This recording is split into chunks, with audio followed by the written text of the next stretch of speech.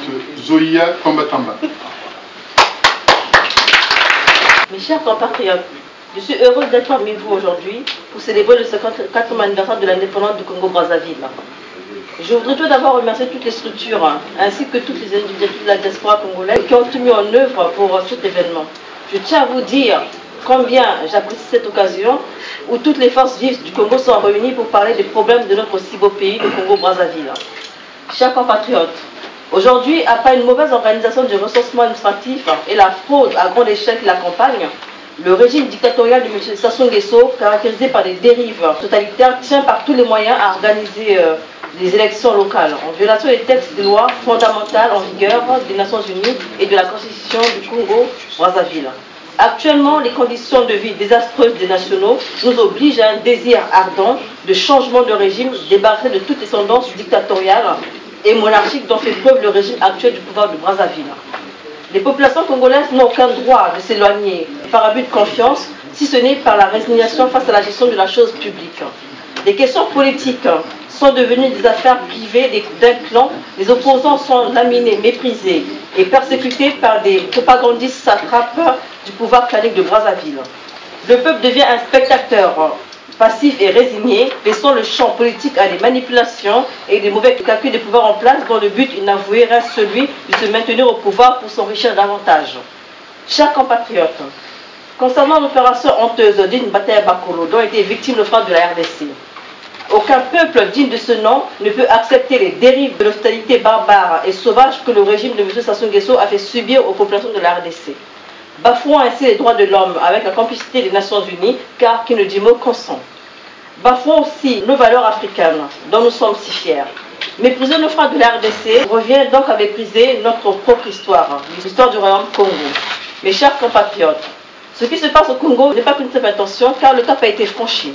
Les actes et les faits relevés sont des preuves suffisantes pour susciter un changement et une alternance au pouvoir. De tous les présidents qui sont succédés au Congo post-indépendance, Sassou Nguesso est celui qui a battu le record de longévité, d'anarchie, de médiocrité, de pillage des deniers publics, de la corruption, de la concussion, du clientélisme, du népotisme, du clanisme, du tribalisme, de l'incivisme et de l'incurie.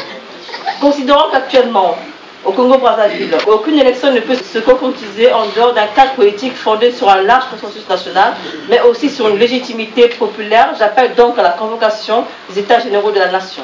Seul cadre mesure d'établir de nouvelles règles de jeu en vue de recréer la confiance et de bâtir un cadre d'organisation des élections véritablement justes, libres et transparentes. De manière très claire, je lance un sévère avertissement aux responsables politiques de l'opposition qui seraient tentés de participer une fois de plus à une mascarade électorale avec le pouvoir de Brazzaville pour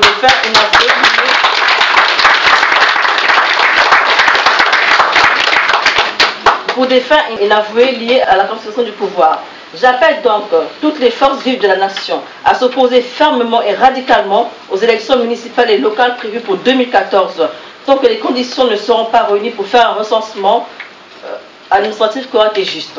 J'appelle tous les Congolais de l'intérieur, de la diaspora, à s'opposer fermement et radicalement au changement ou à la modification de la Constitution du 20 janvier 2012.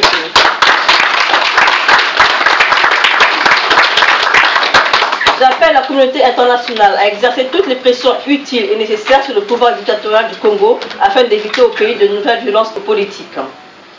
J'appelle les dignes fils du Congo qui ont refusé la concussion, la corruption et les méfaits du régime dictatorial de M. Sassou Nguesso de se mobiliser pour être dans le peuple et avec le peuple pour le combat du crépuscule d'un régime au nom des valeurs et des principes qui nous sont tous chers et contre les maux qui empêchent le décollage économique et l'amélioration des conditions sociales des Congolais. J'appelle tous les Congolais de l'intérieur et de l'extérieur, des leaders d'opinion, des intellectuels, des fonctionnaires, les sans-emploi, les élèves, les étudiants, les paysans, les commerçants, les forces armées, les jeunes, à se lever et à opposer une résistance totale par tous les moyens au pouvoir dictatorial, liberticide, répressif, claniste, tribaliste et népotiste du président Denis Sassou Nguesso. Car nos peuples congolais, en ce jour de la 54e année de l'indépendance du Congo-Brazzaville, n'avons qu'un seul objectif: le départ immédiat et sans condition du régime dictatorial de Denis Sassou Nguesso.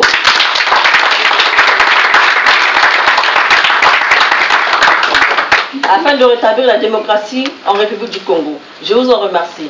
Vive le Congo, vive la République. La prochaine individualité que j'invite à se présenter, c'est M. Raoul Loubello. Chers compatriotes, je dirais merci à toutes celles et tous ceux qui ont travaillé pour que cette mobilisation ait lieu. Presque tout a été dit. Mais je me disais en venant, qu'est-ce que je pourrais dire ici qui pourra changer les cours de choses au Congo-Brazzaville? Parce que depuis la création du monde, on a dit, on a redit. Alors je me suis dit aussi que M. Sassou a parlé aux États-Unis. Et sa motivation n'est plus cachée pour nous, qu'il va faire le changement de la Constitution. Alors, ce ne serait pas mieux pour nous aujourd'hui de mener une réflexion, comme dans le passé on a contesté aussi cette Constitution, de mener une réflexion comme l'ont proposé tant de personnes, d'aller aux États généraux et de voir si c'est possible de changer cette constitution ou non. Ça, c'est la proposition que je venais normalement faire à cette assemblée.